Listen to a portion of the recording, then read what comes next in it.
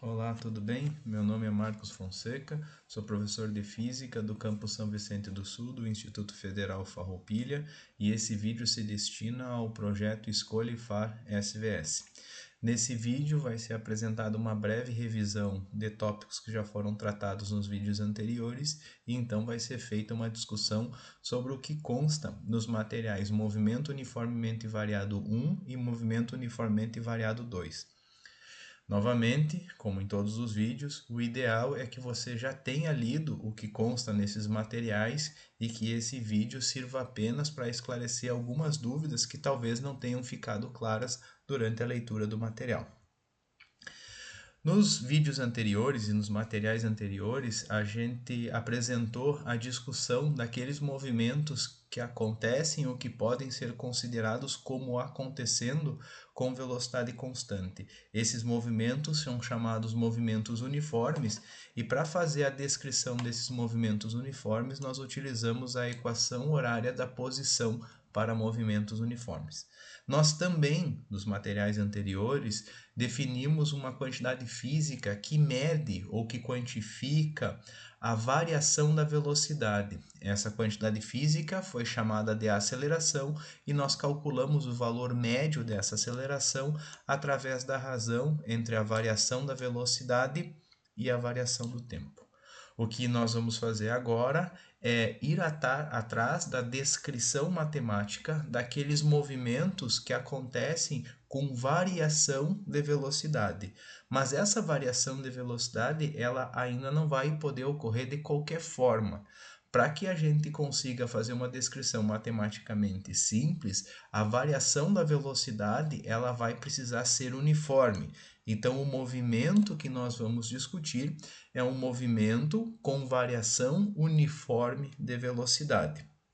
Esse movimento com variação uniforme de velocidade, ele é chamado de movimento uniformemente variado e é um movimento no qual a variação da velocidade é uniforme, ou seja, em outras palavras, a variação da velocidade é constante.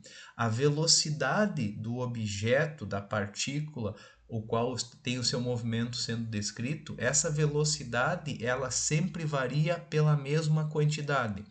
Então, se no primeiro segundo a velocidade apresentou uma variação de 3 metros por segundo, no segundo segundo será 3 metros por segundo, no quarto segundo 3 metros por segundo. Então, a variação da velocidade, o quanto a velocidade muda, é sempre a mesma quantidade no mesmo tempo.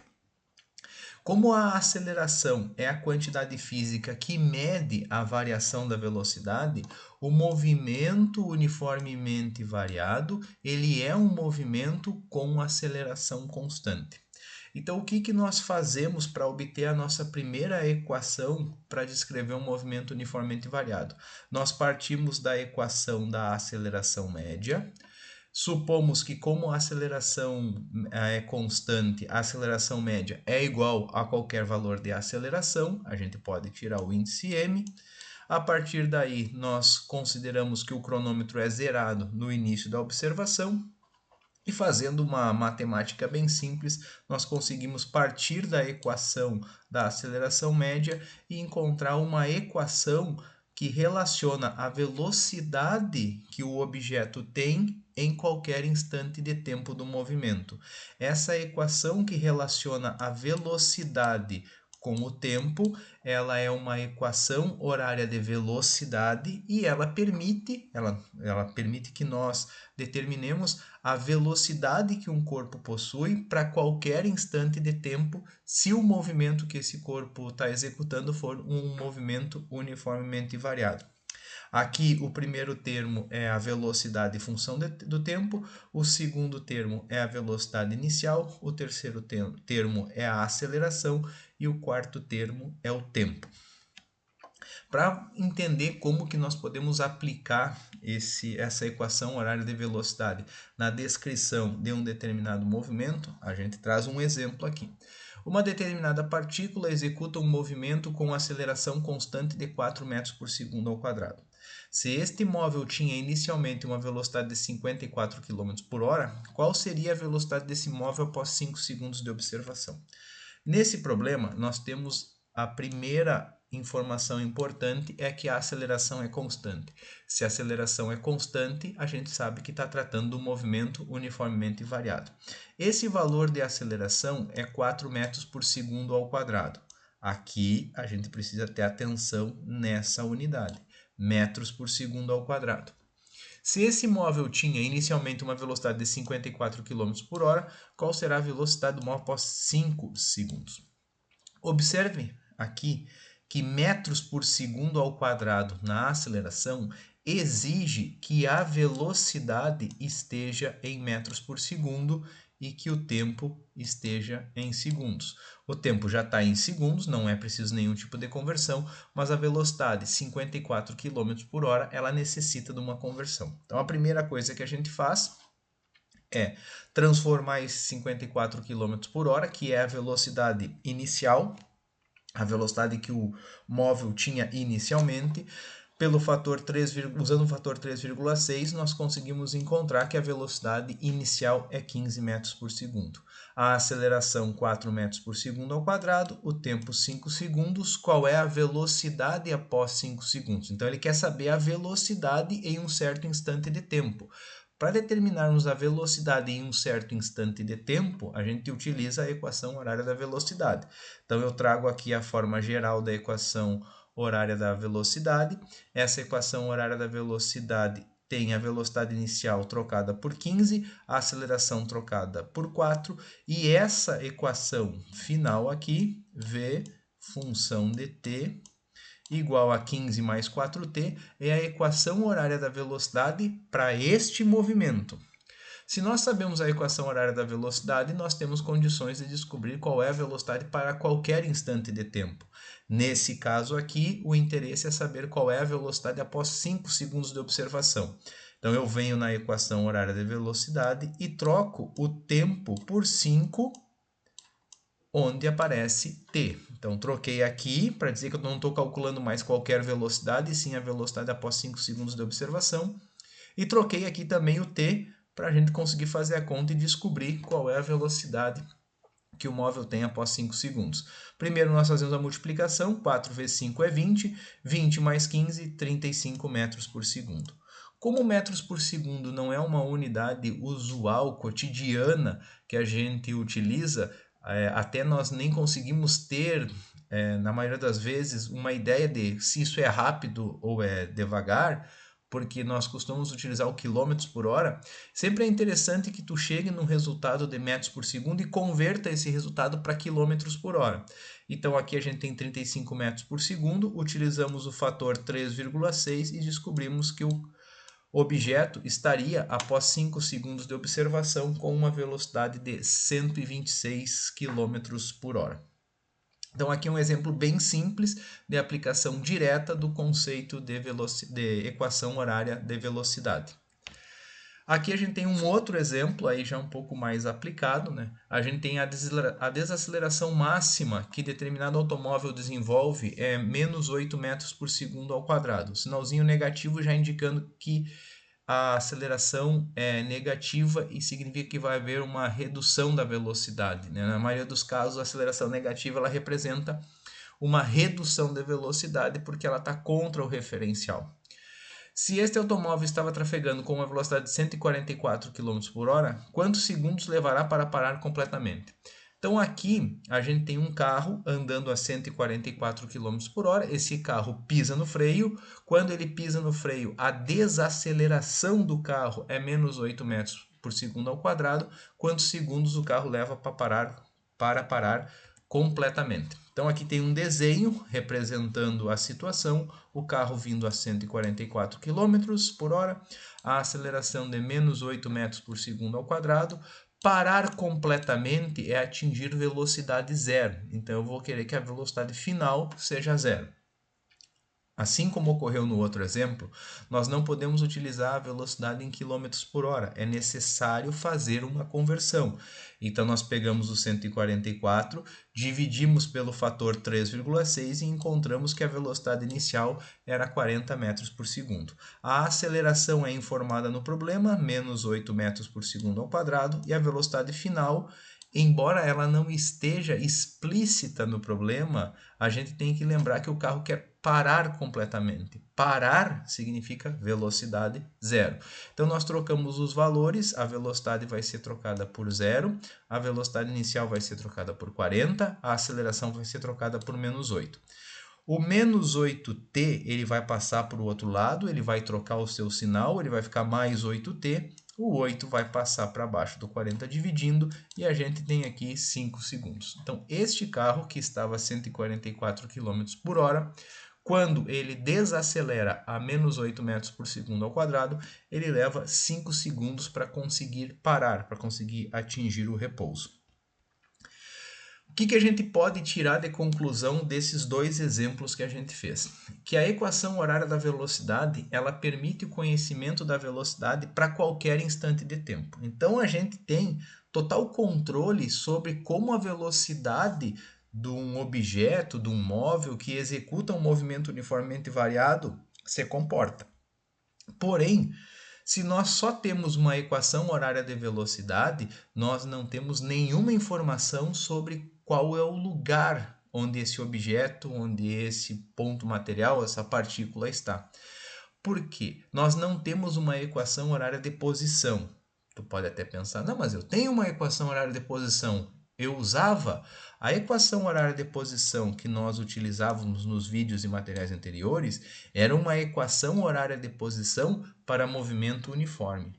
Para que essa equação possa ser utilizada, essa velocidade que aparece aqui, ela não pode variar, ela tem que ser uma velocidade constante.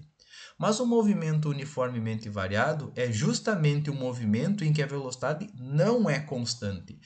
Então, onde a equação horária da velocidade é utilizada, V função dt igual a VI mais AT, onde essa equação é utilizada, essa equação aqui não pode ser utilizada.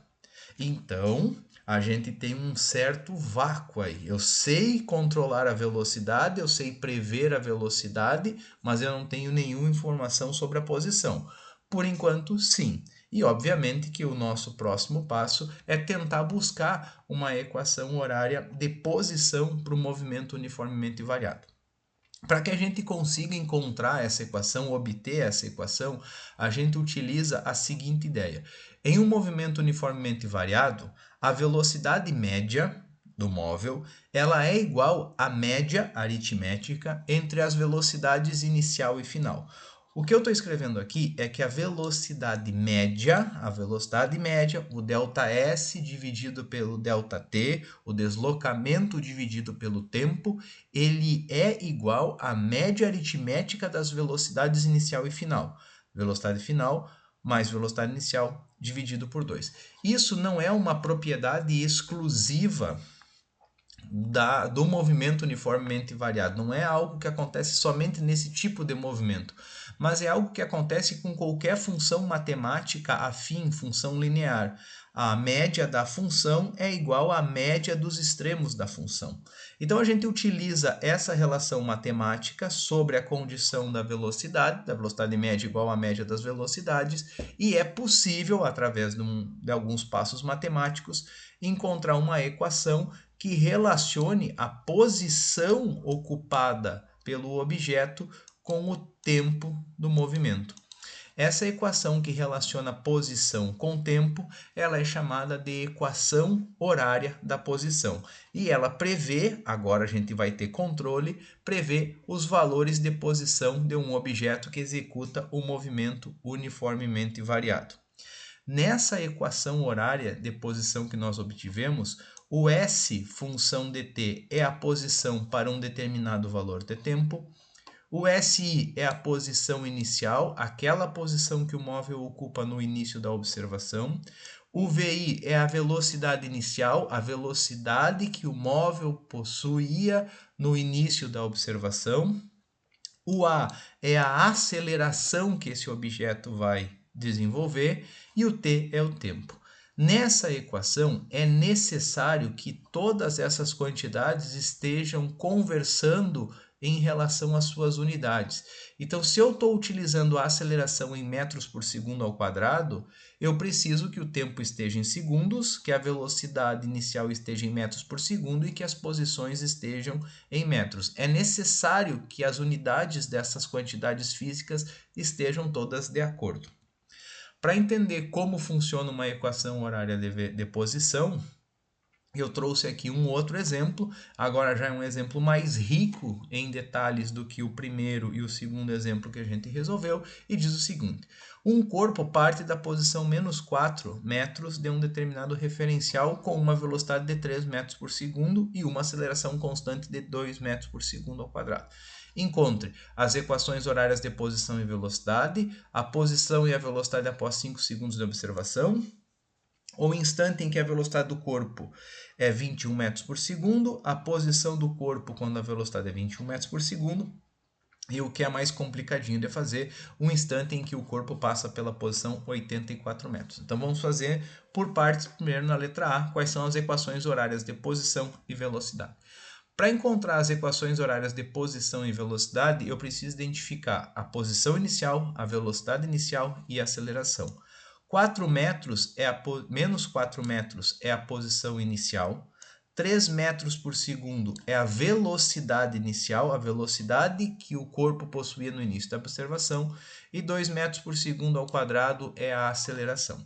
Então eu troco essas informações na equação horária de posição, o SI, que é a posição inicial, foi trocada por menos 4, o VI, que é a velocidade inicial, foi trocado por 3 e a aceleração foi trocada por 2. Eu vou simplificar esses dois aqui, e vou simplesmente fazer a multiplicação do 3 com o t e a equação horária de posição vai ser S função de t menos 4 mais 3t mais t quadrado. Aqui, como acontece em matemática, nós não podemos juntar o t quadrado com o t, porque são potências diferentes. Também não posso juntar o t com o 3t com o menos 4, porque o 3t tem o t e o menos 4 não. Já para a equação horária de velocidade, as únicas informações que nós precisamos é a velocidade inicial e a aceleração. Então, a velocidade inicial vale 3, a aceleração vale 2, nós substituímos e encontramos uma equação horária de velocidade. Com essas duas equações, nós seremos capazes de descobrir onde o corpo está em qualquer instante de tempo e qual a velocidade que esse corpo possui em qualquer instante de tempo. Para fazer um teste, na letra B ele pergunta qual é a posição e a velocidade após 5 segundos de observação. Então eu vou pegar esses 5 segundos, que é um tempo, e vou substituir na equação horária da posição aqui no S função de t, já dizendo que eu não estou calculando mais qualquer posição, e sim a posição para um tempo específico, 5 segundos. Vou trocar aqui e vou trocar aqui. Então, substituir. 3 vezes 5 dá 15, 5 elevado ao quadrado dá 25, 25 mais 15, 30, 40, 40 menos 4, 36 metros. Após 5 segundos de observação, este objeto, este corpo que estava na posição menos 4, após 5 segundos, ele já está na posição 36 metros. Com que velocidade ele está? Se a informação requerida é a velocidade, eu pego uma equação horária de velocidade e substituo o tempo por 5. Troco o tempo por 5, 2 vezes 5, 10, 10 mais 3, 13 metros por segundo. Então, depois de 5 segundos de observação, esse corpo está na posição 36 metros com uma velocidade de 13 metros por segundo. Na letra C, ele quer saber em que instante a velocidade vai ser 21 metros por segundo. Quantos segundos eu tenho que esperar para que a velocidade do objeto seja 21 metros por segundo? Como eu estou tratando de velocidades, eu pego a equação horária da velocidade e substituo a velocidade por 21. Pego a equação horária da velocidade e troco a velocidade por 21.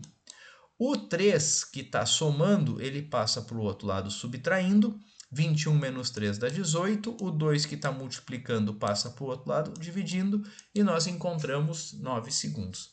Após 9 segundos de observação, a velocidade do nosso objeto, do nosso corpo, vai ser 21 metros por segundo. Depois ele pergunta qual é a posição, ou seja, onde este corpo vai estar quando a velocidade for 21 metros por segundo. Para saber onde o corpo vai estar, eu preciso de uma equação horária de posição. Só que eu não posso simplesmente pegar a informação 21 metros por segundo e colocar na equação horária de posição, porque não tem lugar para essa informação. A equação horária de posição, eu vou voltar aqui um pouquinho, ela só tem lugar para o tempo. Então eu tenho que pegar o tempo onde a velocidade, para o qual a velocidade era 21 metros por segundo, e substituir esse tempo na equação horária da posição. Então eu sei da letra C que quando a velocidade é 21 metros por segundo, o tempo é 9 segundos. Então eu pego o tempo, que é 9 segundos, e substituo esse tempo na equação horária de posição.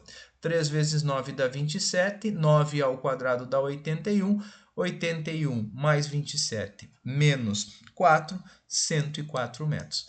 Após 9 segundos de observação, eu sei que a velocidade será 21 metros por segundo e sei que esse corpo estará na posição 104 metros. Como eu tinha dito, a letra E é um pouquinho mais complicada, requer um pouquinho mais de matemática, mas ela diz o seguinte: quanto tempo demora para que a posição do corpo seja 84 metros? Quanto tempo demora para que ele passe na posição 84 metros? 84 metros é a posição, é o local ocupado pelo corpo no referencial, e eu vou substituir esse 84 aqui na ideia da posição. Quando eu substituo esse 84 aqui, eu vou me deparar com uma equação tipo segundo grau. Então eu passo o 84 que está desse lado aqui para a direita, ele vai passar sinal menos, menos 84 com menos 4, menos 88, e aqui está a nossa equação de segundo grau. Para resolver uma equação de segundo grau, eu tenho que utilizar a Bhaskara. Eu identifico quem é o termo A, quem é o termo B e quem é o termo C. Com o termo A, B e C identificados, eu calculo delta. O delta deu 361. Calculado o delta, eu determino quais são as raízes dessa equação de segundo grau. As raízes vão ser 8 segundos e menos 11 segundos. Aqui pode parecer que vão existir 2 instantes de tempo para os quais a posição vai ser 84 metros. Né? Tu poderia dizer, a posição vai ser 84 metros quando o tempo for 8 segundos, e a posição também vai ser 84 metros quando o tempo for menos 11 segundos.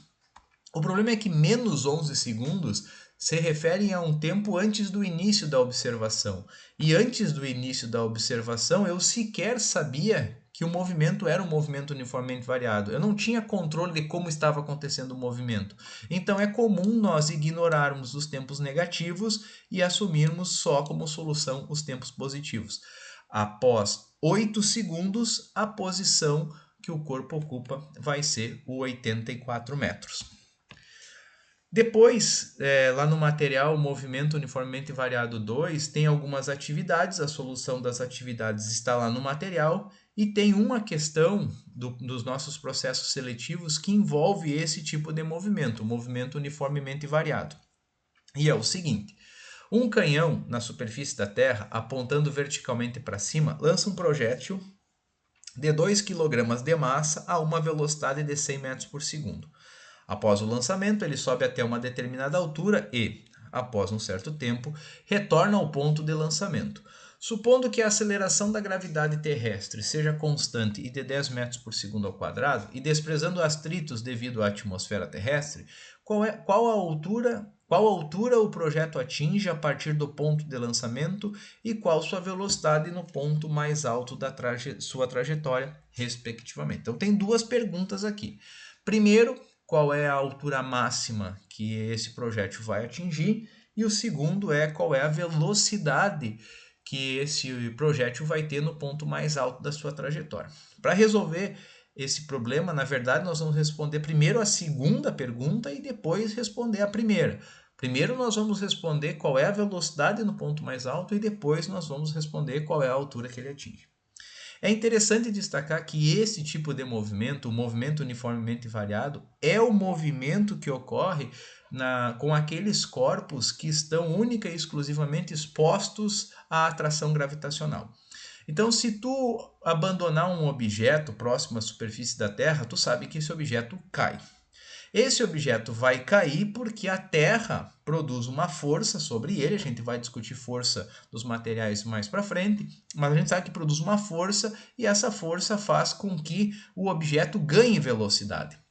Se tu considerar única e exclusivamente essa força, desconsiderar atritos devido à atmosfera terrestre, todos os corpos, independente das suas massas, vão ser atraídos para a Terra, desenvolvendo uma mesma aceleração de 10 metros por segundo ao quadrado. Então, se tu abandona uma bolinha de ping-pong e desconsidera as forças de atrito, os atritos devido à atmosfera, uma bolinha de ping-pong vai cair a 10 metros por segundo ao quadrado de aceleração. Vai cair com 10 metros por segundo ao quadrado de aceleração. Se tu lança uma bola, se tu abandona uma bola de basquete, essa bola de basquete também vai cair com uma aceleração de 10 metros por segundo ao quadrado. Eu sei que no teu dia a dia deve ser claro que, aparentemente, pelo menos a experiência mais simples nos indica que o corpo mais leve ele desenvolve uma aceleração menor do que o corpo mais pesado, né? Tu pega um corpo mais leve, com menos massa, ele aparentemente cai mais devagar do que um corpo mais pesado, um corpo com mais massa. Mas aí é porque tu está considerando os atritos devido à atmosfera terrestre. Se tu desconsiderar esses atritos, os dois corpos, tanto o leve quanto o pesado, né, o com menos massa e o mais massa, eles caem exatamente com o mesmo tempo de queda, com a mesma aceleração. Então eu fiz um desenho aqui para representar a situação. Nesse desenho a gente tem o canhão aqui e vermelho é o projétil. Nós adotamos que essa linha aqui é a linha zero do meu referencial, então tudo que está sobre essa linha está em posição inicial igual a zero. Nós adotamos que o referencial aponta para cima, então tudo aquilo que apontar para cima vai entrar com sinal positivo, tudo aquilo que apontar para baixo vai entrar com sinal negativo. Então observe o seguinte: 100 metros por segundo é a velocidade inicial do projétil. Esse projétil vai ser lançado para cima. Então, a velocidade inicial, ela aponta para cima. E a velocidade inicial vai ser positiva. A aceleração da gravidade, ela aponta para baixo, porque ela puxa os objetos. A gravidade puxa os objetos para baixo. Então, como a aceleração da gravidade vai apontar para baixo, a aceleração da gravidade vai entrar com um sinalzinho negativo. E no meu referencial, na minha escolha, eu estou dizendo que essa posição aqui inicial é zero. Com essas informações, eu já começo a responder agora a segunda. Como eu disse, vai ser primeiro a segunda e depois a segunda pergunta. Qual é a velocidade no ponto mais alto da trajetória? Quando tu lança um objeto para cima, tu tem que fazer isso com uma certa velocidade inicial. Então, tu fornece uma certa velocidade inicial para esse objeto e à medida que esse objeto vai subindo, essa velocidade vai caindo. Então, tu lança um objeto, por exemplo, aqui a 100 metros por segundo. Depois de alguns segundos, a velocidade vai ser 50 metros por segundo, 20 metros por segundo, 10 metros por segundo, 5 metros por segundo, 2 metros por segundo, 1 metro por segundo, 0,5 metros por segundo. E vai existir um momento, um instantezinho, em que esse objeto vai parar. Nesse instante em que ele para, é o instante em que ele estar subindo e ele estar descendo. Então, entre o subir e o descer, existe um instante em que a velocidade é zero. A velocidade no ponto mais alto da trajetória é zero. Por quê? Se a velocidade não fosse zero, fosse positiva, ainda não seria o ponto mais alto da trajetória, porque logo em seguida ele estaria um pouquinho mais alto.